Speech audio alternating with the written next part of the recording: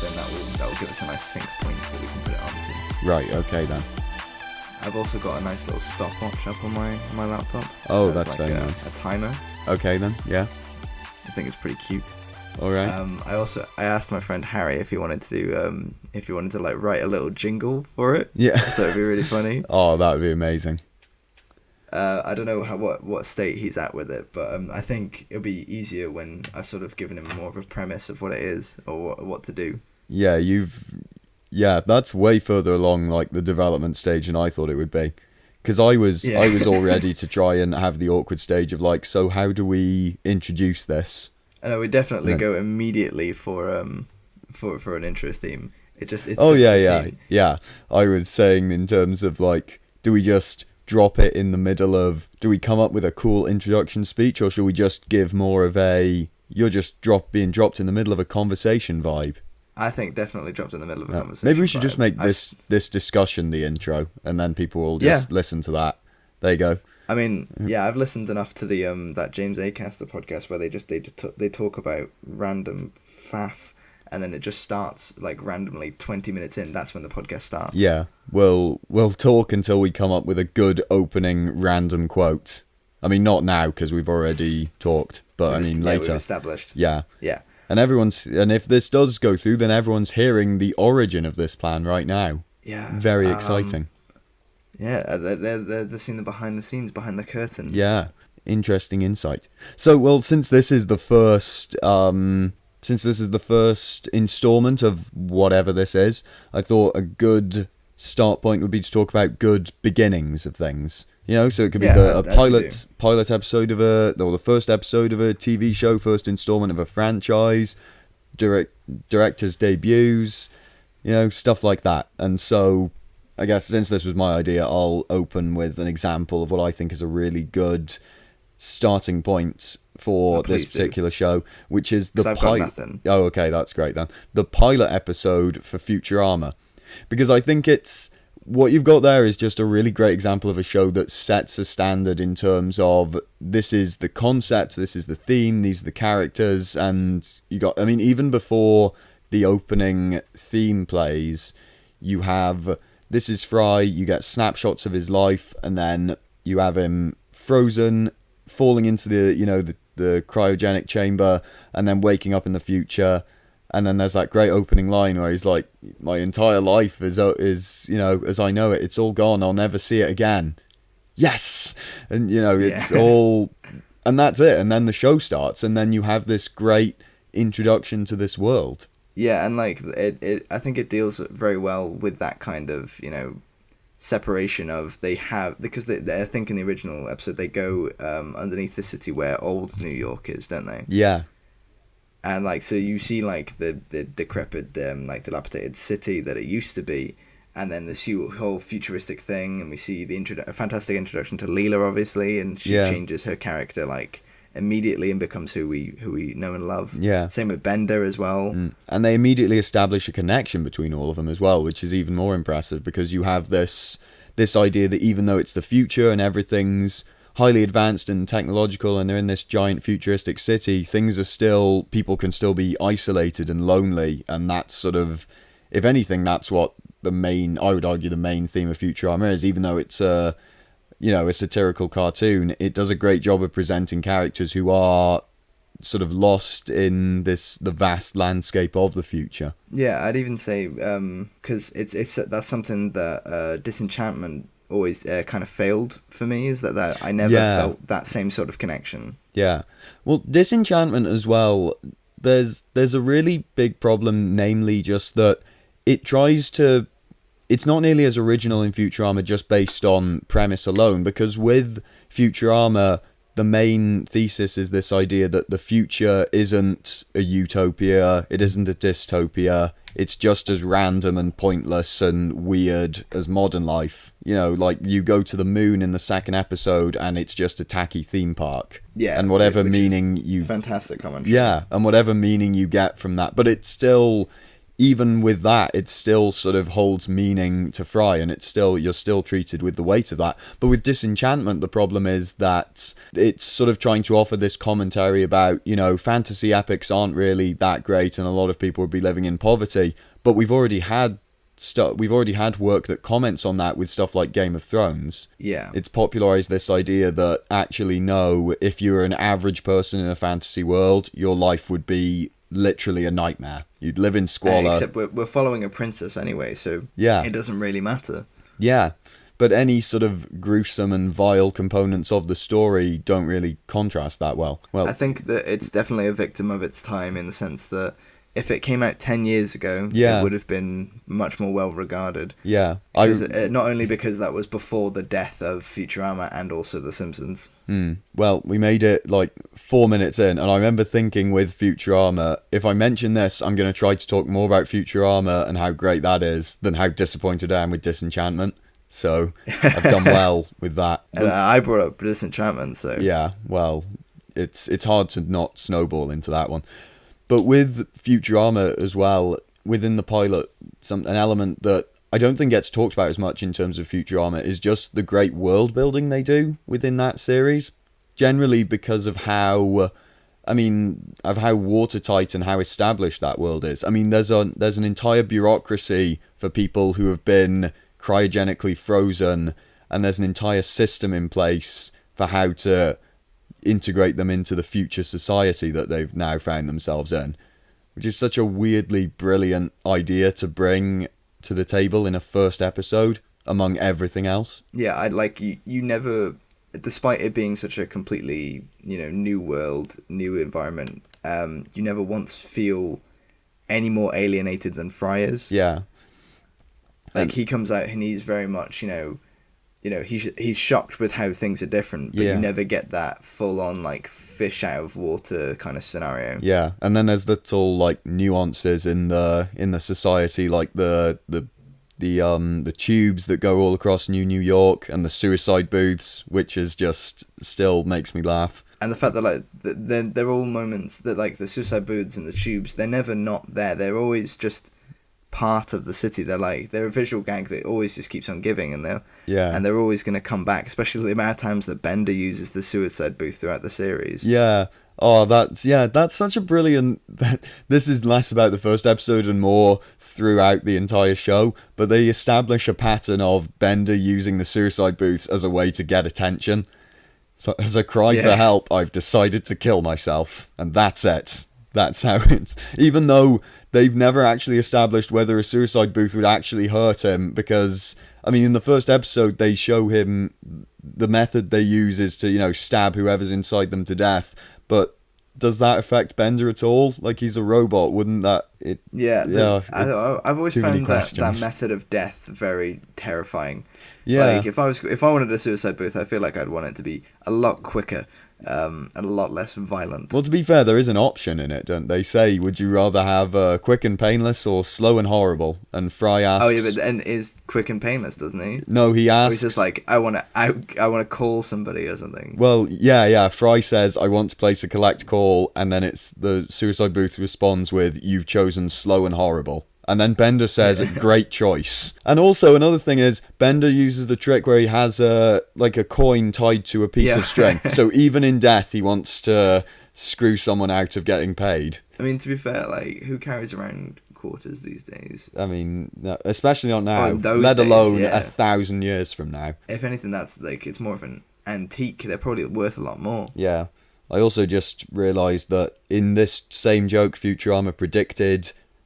terrible voice controls. So they're going to be telling us, they're going to be predicting things forever, clearly. Genius show, obvious. And the other big thing that stands out from that pilot is just the general tone of it, because the sense of humour and the sensibilities of the show, and not just with the jokes, but the storytelling in general are all there. It's like purpose built for right, you've got your premise now, you've got your tone, and run with it and see where it goes. Yeah, I always... obviously, as it is a pilot, it's not fully formed. Yeah. And you don't get, like, the sense of everybody's character in the same way that they become. But there's the hints, or you never think, oh my god, how did they become what they are from this? It all makes sense. And I think that's just great. And there's even small conflicts, like Leela's homeworld thing. Like she mentions in that episode, my parents abandoned me here and I've no idea what planet I'm from. And that would sort of carry over through the rest of the series. So yeah, because they were vague enough about enough things that they could use them as plot points and they could change them without having to like sort of retcon themselves. So overall, good beginning. Let's try and live up to that. Yeah, that's we'll do like a sort of a two-ended scale. That's our top end. Oh yeah, that's because I do also have some bad beginnings here listed as well. Because I have nothing. Oh, good. Because, well, I say bad, but this is... So I was thinking of directors' debuts, and I thought, well, are there any really terrible ones? And of course, that's difficult because... I mean, bad pilots in itself is a similar dilemma, because if a pilot of a TV show is bad, then it just gets cancelled. It doesn't get taken through. So there aren't really that many atrociously terrible pilots, and there also aren't that many atrociously terrible directors' debuts, because if they're that bad, they just end up being the only effort from that director. Yeah. So, but something that sprung to mind in terms of a bad beginning that's then gone into a great career was David Fincher, because his first film ended up being Alien 3, which... Yeah. And I've heard a lot of defenders for Alien 3 who, admire what it was trying to do. And there is an assembly cut, which I don't think I've seen, because they played a version... The first time I saw it was when they played a version on TV, and I don't know if that was the original or just assume that was definitely the original cut. But what I do know is that Fincher hates the film so much that he didn't even want to be involved with any sort of director's cut or improving it in any way. Oof. So yeah. So and I think it says a lot as well, because as far as, dream sort of debuts go, on paper that seems ideal, because you've got Ridley Scott and James Cameron, and Fincher would seem like the ideal especially now looking back in his whole career. He seems like the ideal person to take that forward, and it just... I suppose in a way, I'm not sure if I would, naturally put, Ridley Scott, James Cameron, then David Fincher. I feel like putting Fincher in the trilogy position of the third film of a trilogy. Maybe. I was just thinking more in terms of three really great filmmakers who are of sort of the same caliber, but also distinctly different. Yeah. And Scott sort of makes the first one, he always referred to it as like Texas Chainsaw Massacre in space.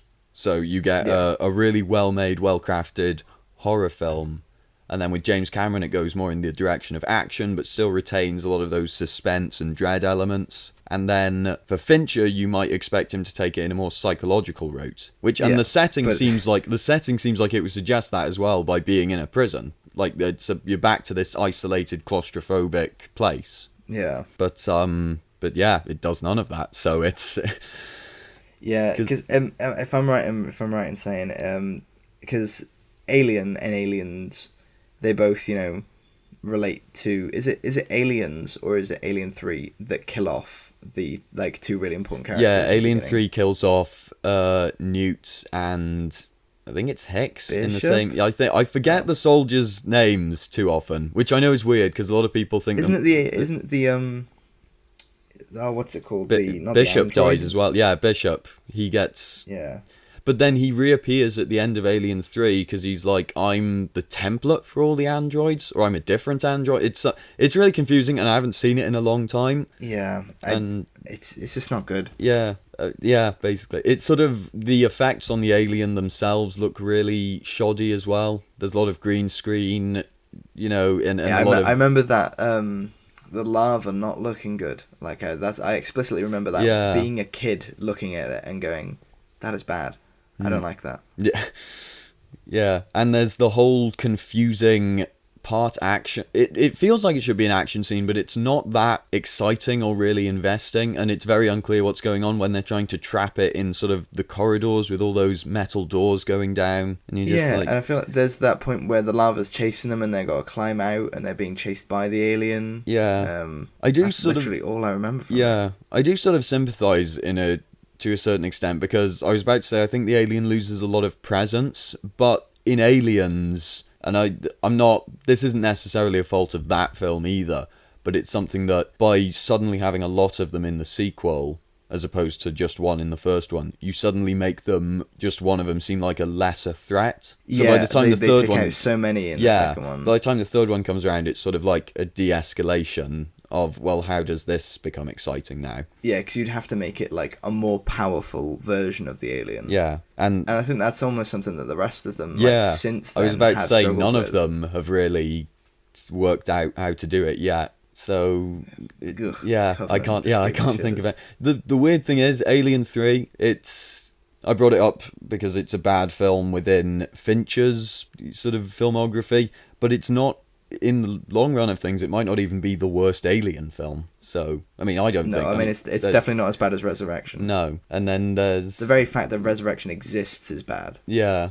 and if you want to count, versus Predator as well, even though the first one... You think the first one's fun. I love it. Yeah. I love it. Yeah. It's so much fun. Yeah, but then at least we can all hate Requiem. Yeah, Requiem's not fun. Yeah. The only thing that I really don't like about Alien vs Predator is that, like, I want to see the fight scenes. I don't want them to be so dark.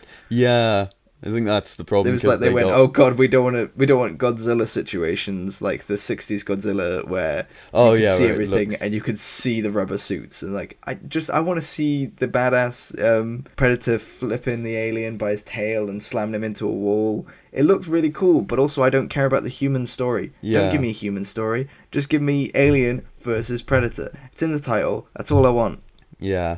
Well, segueing out of this, because you've said, I don't know if it's a segue anymore if I point out that it's a segue, but anyway, because I was going to mention this later, but because we've talked about versus films and the idea of putting two people against each other, it reminded me of another bad beginning to an attempted franchise. As of now, there have been no sequels so far, but Tom Cruise's The Mummy. Because this was supposed to be the start of Universal's Dark Universe. They were gonna start. Didn't they try to start it with like I, Frankenstein, and then? Well, yeah. There's a lot of conflicts because there was I, Frankenstein, but I don't know if that was ever intended to be part of it. They did one thing that I do know retroactively. One thing that was supposed to try and kick it off again a few years prior was Dracula Untold, which didn't do well either critically or commercially, and so they sort of scrapped that for way of The Mummy. But then The Mummy is just as, if not even worse than Dracula Untold. So at this point, they might, if they were to pick it up again, they might as well just throw them in together. Like I think I hadn't watched The Mummy, like the new one, for a while, and it was on TV the other day. Yeah, and I caught a lot of it. Mm-hmm. I didn't enjoy a lot of it. Yeah. And what really makes me sad is that there is a significant number of people who will regard that as the Mummy movie, when we've already got the perfection fantastic that is Brendan Fraser, And you're right, I said three because three. All three of them are great. I love The Mummy, I love The Mummy Returns, and I still love Tomb of the Dragon Emperor. I mean, you've got to love a film where Yetis turn up and out of nowhere. I mean, it's not out of nowhere. They're in the Himalayas. That's where Yetis live. But yeah, and you got to love a film where they're in a plane and then they've got like 5 people and a yak, and the yak vomits. And he goes, "The yak yacked." Yeah. Why is there a yak on the plane anyway? I don't know what is it for, carrying stuff? Is that I don't remember. Do they need milk when they're halfway up the mountain, or I'd rather have milk in that situation than not have milk. Yeah, that's true.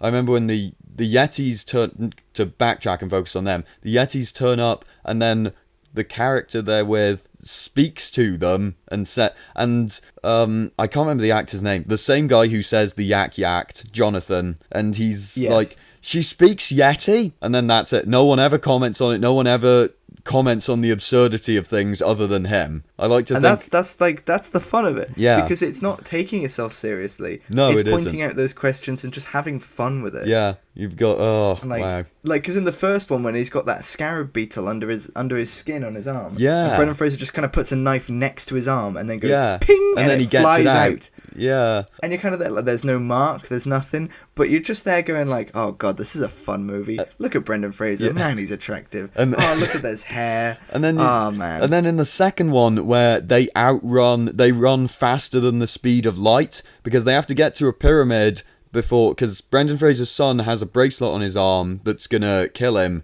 if the sun rises and hits a pyramid he has to get to, and if he's not in it, then when on that day, then he'll die.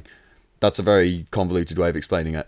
And so they're running towards it, and they're like, oh no, the sun's rising. And then they run, and there's this shot of the sun rising and casting its light across the land, and Brendan Fraser carrying his son meters in front of it, staying in front of it as he's running while it's catching up to him. Goddamn right. Is that how light works? Is Brendan Fraser faster than the speed of light? I mean, that's I'm all not I can interpret from Brendan that Fraser. scene. I am almost convinced that Brendan Fraser is faster. I mean, than light. If anybody else was carrying him, if The Rock was carrying him, I'd still be like, hang on. But Brendan Fraser carrying him, that's fine. Hell yeah. That's fine with me. I mean, if the sun was just rising soon and they were running for it, then that would be fine. But it's the fact that they cut away to show that no, the light is literally crossing the earth as he's running just feet in front of it.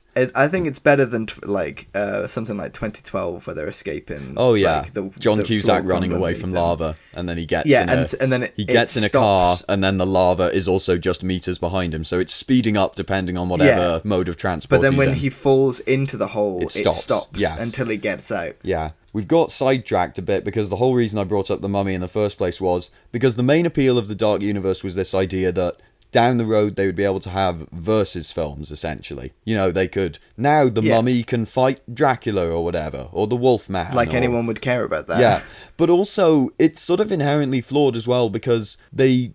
I guess what they're trying to emulate is like the classic Universal monster movies, which did have crossovers. But the point is, the reason they had those crossovers was because they had exhausted every other idea. Like, those crossovers weren't the end point. They were just, well, let's try this now. Let's put them in. I can't recall like any of them ever being, none of them are remembered. Well. I think the only ones that are fondly remembered in any way are the Abbott and Costello ones, where they're like, well, let's just put Abbott and Costello in that, which is the comedy one. So if they wanted to do that, then let's get whatever. We'd happily watch another comedy. We just want What We Do in the Shadows. Let's do that. Let's get some modern comedic duos in there and have them meet the Mummy. Let's get Key and Peele and have them meet the Wolfman. Key and Peele versus the Mummy. Yeah. Oh man. See, I said that as a joke, and now I definitely want it, and now I won't be able to rest. I would love to see that. I won't rest until it happens. But no, it'll be Tom Cruise in it again. Yeah. He'll be in all of the Dark Universe films until one of them gets successful. Yeah. Either Tom Cruise or The Rock. They're in both. They're in all films. We've just got a balance between the two of them. And the other thing with The Mummy was they brought on Christopher McQuarrie to try and alter the script a bit and try and improve it, and then it just didn't work at all. Like, not even he could save that train wreck. He made Mission Impossible Fallout basically on the fly and wrote it, as they were going along, but he couldn't salvage The Mummy. Yeah, and it just shows that, that the premise to begin with was the problem. Yeah. Because nobody wanted another Mummy movie, especially not a Mummy movie where suddenly the Mummy's in his head and is, part of him, but she's sexy to the wrong degree. Do you know what I mean? Yeah, a similar problem to Cats. Exactly. Yeah. You sat there going, this shouldn't be sexy. The original Mummy is, the female Mummy is sexy, but only to, Imhotep. So, I see, yeah. You see, when you say original Mummy, you mean the Brendan Fraser version, not the one from the 30s, again. No. I thought that... Again, the OG my mind Mummy went is Brendan to Fraser. there, and I thought, wow, I must have missed that version. The deliberately sexy 1930s... What was it, Boris Karloff Mummy or something like that? Yeah, great. Anybody wrapped up in tissue paper gets me going. Well, clearly, because we've got... Apparently, the Sophia Boutella one is sexy in the wrong way. Yes. Sexy in, an undead sort of way. Yeah, and you're kind of like, well, why do I want to... she's hot, but she's also dead. I don't know. Yeah. This is conflicting. Yeah. Just, again, they kind of, because there's that one scene where Tom Cruise gets strapped down to a tablet table, and they kind of unbutton his shirt, and then the Mummy's going diddling up his chest and diddling down his pants and stuff, and then she's about to stab him, and then the female companion turns up and is like, what's going on here? And it's kind of this awkward look where Tom Cruise just goes, run, and and like that's it, and that's like that. That's that's the scene. So why does it like how does it get out of that? Why is it sexualized? And it just really confused me at the time. Yeah, there's a lot of really I feel like I could talk about it for longer, but I'm gonna focus on a good debut again. You know what, I'll go for a good, not necessarily, well, yeah, good opening shot this is. So this is a beginning and a first in a certain sense. And I would say on that front, you've got to go to the original Star Wars, which is quite of a basic option, but I think that's such a brilliant establishment of, you know, good guys, bad guys, this is the power dynamic, go. That's it. Yeah. I think as opening scenes go, that is one of the most visually spectacular for the time, for certain. Just because you're immediately set in this whole different world. Yeah. And you know that because, you know, there's spaceships, you're in the stars, and, you know, going from the title crawl to a full-on scene, that's, like, insane for the time. Being able to, like, do that practically. It's a good use of the title crawl as well, because it basically gets the minutiae of it out the way and says, this is what's going on, whatever, now here's how it plays out. Yeah. And I think there's another really great opening shot that sort of works really well to establish a whole bunch of exposition visually is Rear Window, because it specifically in terms of how you look out into Jimmy Stewart's, you know, apartment complex. You're looking at all of the main characters. You're looking at everything he can see from his window. You pan back in. You're looking at his own broken leg. You see his smashed camera, picture of what looks like some sort of car crash. It's just really concise visual storytelling, because you're just going through, there's no clumsy lines like, you know, remember when you broke your leg in that accident or whatever? Yeah, and when you fell down the stairs really slowly. Yeah. Yeah, and even going when you were taking pictures with your long camera. Yeah. You used to spy on people. Yeah. Don't think, well, yes, Lisa, I was there when it happened. You see, because I found my way through the stairs, and instead of going up them, I crashed down them, you see. Anyway, what's going on? I was in a car accident, and I flew out the rear window. It wasn't the accident that hurt me, it was the falling down the stairs afterwards on the way home from the hospital. Anyway, has someone been murdered across the street? Let me take some pictures. Yeah. And it even goes as far as to just show the thermometer and establish, oh, it's a hot summer then. And that, as well as the fact that people are sleeping on he's their got balconies. a fever. Yeah, well, yeah, that as well. One bead of sweat. Oh, his luck is so terrible. First the legs, now this. Yeah. Going back to TV pilots, or TV episodes that are established really... Wings. What? Nothing. Oh. Arrested Development, I think, is a great, because especially for sitcoms, because it's really difficult to get a genuinely great sitcom pilot. Like, I still haven't watched the first season of Parks and Rec because everyone tells me it's not as good. I wouldn't say that. I feel like the first season of Parks and Rec, I wouldn't even be able to distinguish it from. Look, I mean, yeah, it's different. Yeah. It's very different. Yeah, well, because I say that, maybe I'm being a bit harsh. Not good, but just. It's still finding its tone. It's still trying to find its voice and where to place everyone. But with Arrested Development, I don't get that at all. Because literally, within a few minutes of being on that yacht with, you know, the Bluths, you understand their dynamic, you understand the tone of humour of the show, you get the premise.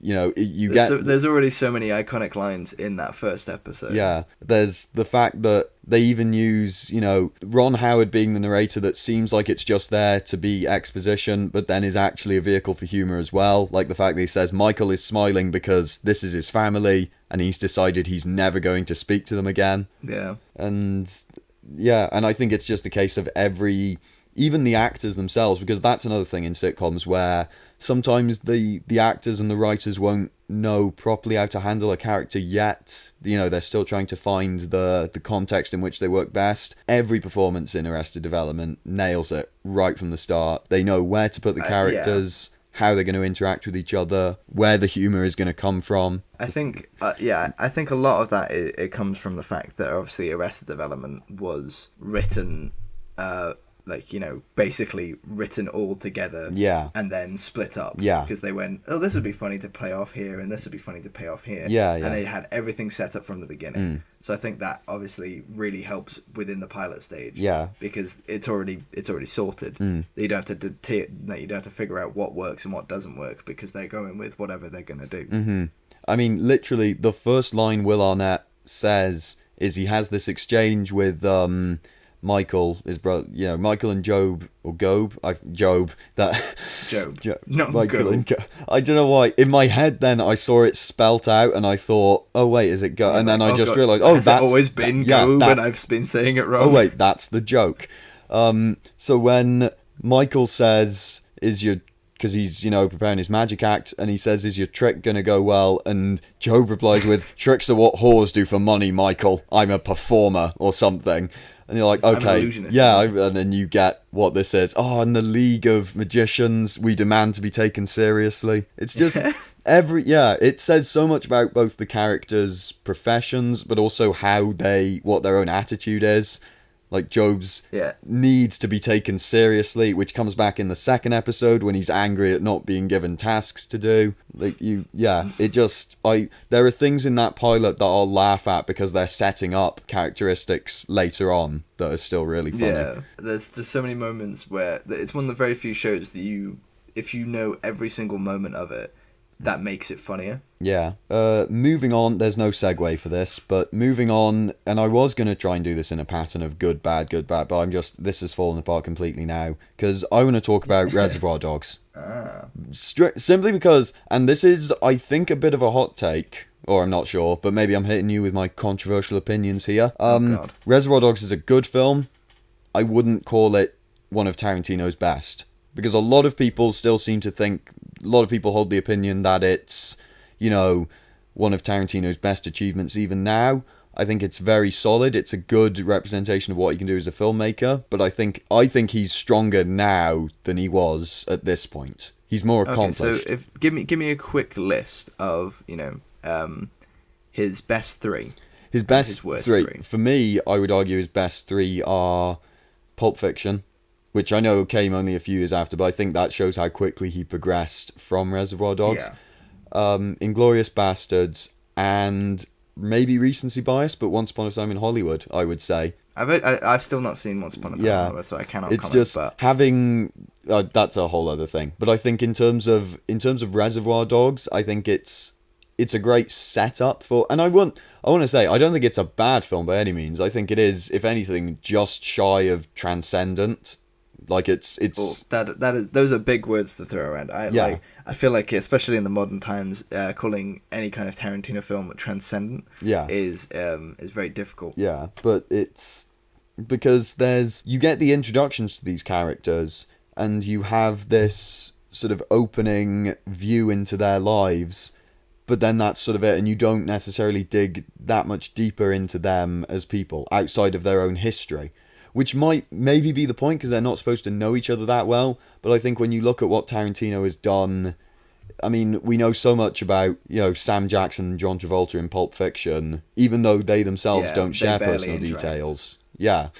And you know, and how stuff like that Watch story informs everything about Bruce Willis and how he views life throughout, you know, what his character's doing in Pulp Fiction. And I think he's just gone from strength to strength. So I bring Reservoir Dogs up strictly because I still think it's a great debut, because it is a case of a filmmaker showing this is what I can do with a limited budget and limited resources. Now we're going to see what he can do after that. Yeah, it's the classic case of, you know, not being able to make the thing that he really wanted to make, and then like next time being given that opportunity and absolutely smashing it out of the park. Yeah. But going from that to it's a bit like what the Coen brothers do with Blood Simple in a certain sense, because that's another debut, and that is a really tightly controlled, really excellently paced thriller that has, you know, their sort of elements of comedy and tragedy just in the midst of it.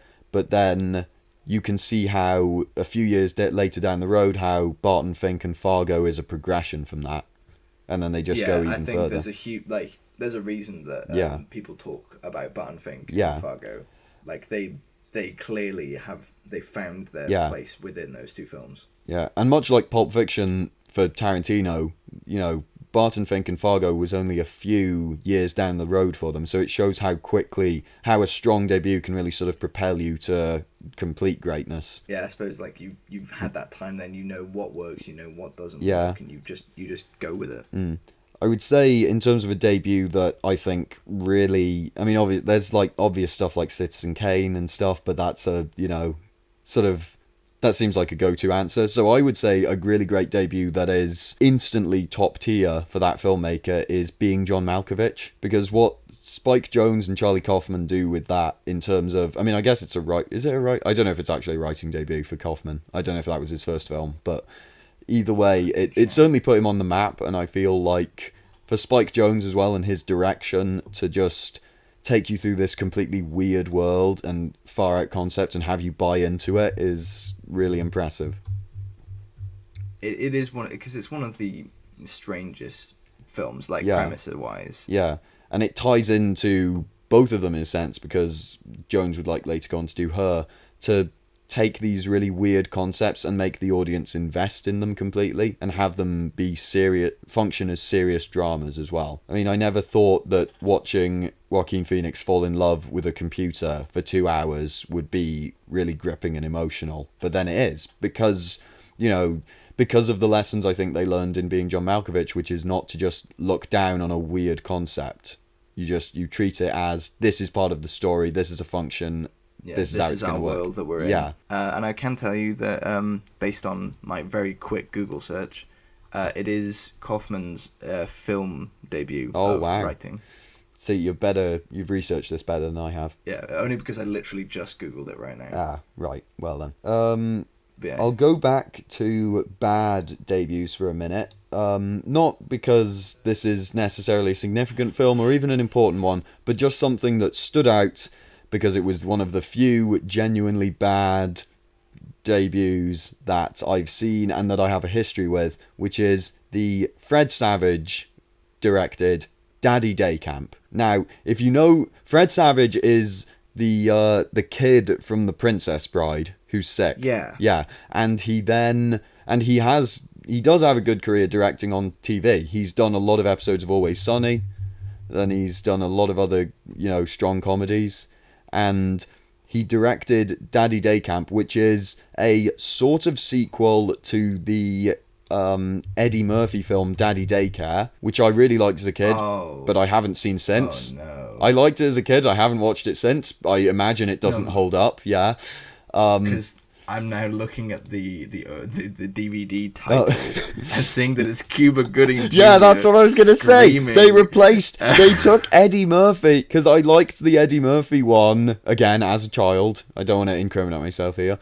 But I liked the Eddie Murphy one, and then even as a kid, I remember noticing, that's just a different guy. And because they took Eddie Murphy and replaced him with Cuba Gooding Jr., and so...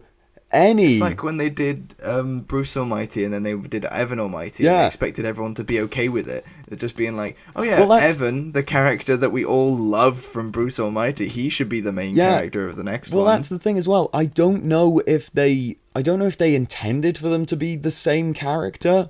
Were they supposed to be the same person, or was it just, did they wipe the slate clean? I've no idea. I haven't looked it up.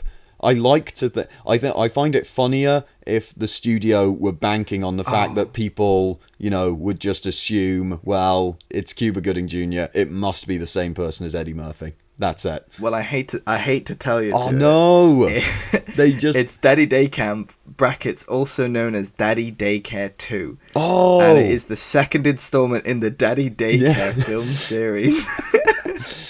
Yeah. It has a 1% rating on Rotten Tomatoes. Yeah. And it's considered to be one of the worst sequels ever produced. I mean, I can't really find an argument against it. Actually, I'm led to believe they might have tried to play it off as the same character, because I know the son, Eddie Murphy's son in the first film, is like 4 years old and he's called Ben. And then from what I remember about seeing Daddy Day Camp is the son is like 10 years old and he's also called Ben. So...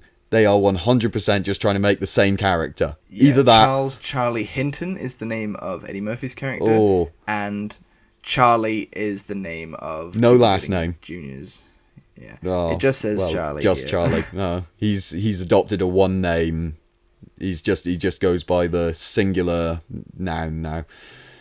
He's like, oh yeah, it's Daddy Day Camp, run by Charlie. Oh no, it is. He was played by Eddie Murphy in the original film. They are the same character. Okay, right. Straight up the exact same character. In which case, that might be, no offense to Cuba Gooding Jr., but that might be one of the worst downgrades in film history. Just not even anything against Cuba Gooding himself, just the fact that Eddie Murphy is a comedic actor and Cuba Gooding Jr. is not at all. Yeah. And there's no history in comedy, unless you count stuff like Jerry Maguire, but I don't know if you would. So, yeah, that's... wow. So, yeah. I can't even remember the last thing I've seen Cuba Gooding Jr. in. But I want it to never be Daddy Day Camp. Yeah, probably a good call. So, yeah, not an ideal directing debut from Fred Savage there, unfortunately. Sorry, I've done a quick Google of Cuba Gooding Jr. So his movies, you've got his the top 5 that it's shown me here. We've got Men of Honor, from the year 2000. Mm-hmm. We've got Jerry Maguire from 1996. We've got Boys in the Hood from 1991. Yeah, we're not going to go through all of these. Radio. No. There's only 5. Oh right, I see. There's Radio from 2003. And then there's Snow Dogs. Oh, I don't remember seeing Snow Dogs, but I remember seeing the video cover of it. Yeah. It's Snow Dogs. Oh, wow. Where did it all go wrong? I love the fact that he's in A Few Good Men and and Pearl Harbor and Coming to America and Jerry Maguire, and then we've got Daddy Day Camp and Norbit. Oh god, it's sad. Wait, is he the other dude in Norbit? I don't know, because I don't recall seeing that many other people in Norbit. But I felt like most of that was Eddie Murphy. But yeah, oh man. Okay. God, that film was a technical marvel. God, it's so impressive how they, did you know all of those people were Eddie Murphy? It's very shocking, I know. So, to end on some sort of, mildly positive note, because I thought, well, we're running close to time, and I'm trying to think of anything that's somewhat admirable. Well, not somewhat admirable, these are very good opening scenes. So Francis Ford Coppola has a really good knack for making great opening scenes, I can't help but notice, in stuff like you've got Apocalypse Now, which sets this amazingly hypnotically brutal tone by watching all the trees explode and then trying to remind yourself that there's people inside those or underneath those trees, and then that's just something that, with the great soundtrack by The Doors as well. And then The Conversation has that brilliant opening scene where you're just going inside Gene Hackman's character's mind and seeing all of the activity bustling around and the constant stream of information that's hitting him. And then most of all, I think perhaps the best one of all is The Godfather, because that entire opening shot with, I can't remember the actor's name, but as he's explaining his situation and his plight about how his daughter has been, attacked by these men who has escaped justice, and he's pleading with Don Corleone to do something about it. Because in that one shot, you are told this story, and it sort of draws you in to sympathize with it to a degree where you're, within the space of just a few minutes in the opening, you're suddenly, it's like you've signed a warrant to go along with the crime saga that's unfolding, because you see their purpose and you sympathize with the role that the mob plays in that society.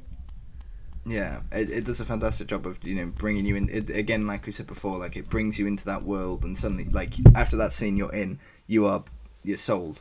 Yeah, and you're never once thinking about else. Yeah, and it sets a great tone in terms of the moral compass of where you're at as well, because you can sympathize with this guy, but does that mean you want him to get justice through this route? And if that's the case, then do you have to admit that you're inadvertently condoning what the mob are doing? Because even if you only support them carrying out justice for this guy, it's like Coppola is asking you to question, well, this is all the baggage that comes with it. So yeah, that's that is what that's about for detailed analysis. Yeah, I'll give you that one. Yeah. I've got no real sort of. Well, yeah, I lost my train of thought. That's really annoying. Yeah, I felt like I've rushed through that a bit strictly because I didn't want to end on the note of Daddy Day Camp. I think we should have ended on Daddy Day now Camp, we've man. brought That it would've back been up, so so we inadvertently have ended up on this note to finish. I'm fine with that. Okay. I think Daddy Day Camp may be one of the best sequels of all time. Well, remember, because we're not even talking about it film. as a sequel. We're talking about it as Fred Savage's directorial debut. So I can't speak for Fred Savage as a director, as I have not seen Daddy Day Camp. My only memories are watching it as a child, and even as a child thinking, this is worse. This is worse than the thing I liked. I can say, without a fraction of doubt, having not seen the film, that it is the greatest film Fred Savage has ever directed. Oh, well, we can make that our bar for the opening episode. Yeah, and if this episode has brought you more entertainment than Daddy Day Camp, then we've succeeded. Or we've I think that is a very low bar, and yet I still worry we won't hit it. Oh no, don't say that. I mean, the only alternative is to say, are we as good as the opening shot of The Godfather or the pilot of Arrested Development? We've got. Or I haven't picked any. Snow Dogs. I haven't picked any middle of the road debuts. I didn't think of. Let's just. Are we as good as Alien 3? Yeah, no. I don't know. I mean, well, the problem is saying, "Are we as good as Alien 3?" Does that set the expectation that our next one is going to have to be as good as 7? Or as good as Alien 4? Yeah. Oh, yeah. That's smart. Because you can only go up. Yeah, from we're that. not going in the 7 direction. Yeah. We're definitely going to go more in the Alien Resurrection. Oh, so it'll be worse still. Oh, well.